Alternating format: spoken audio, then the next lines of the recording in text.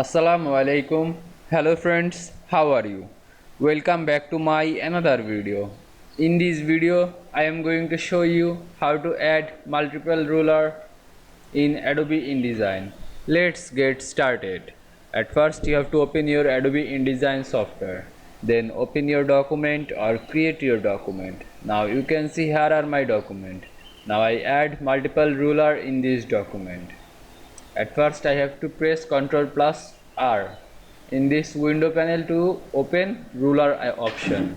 Now you can see here are ruler option. Now I add multiple ruler to drag on my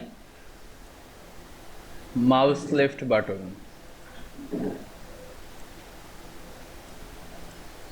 Now you can see I add multiple ruler in Adobe InDesign very easily. I hope you enjoyed my video. Please like, comment, share and subscribe my channel. Thanks for watching.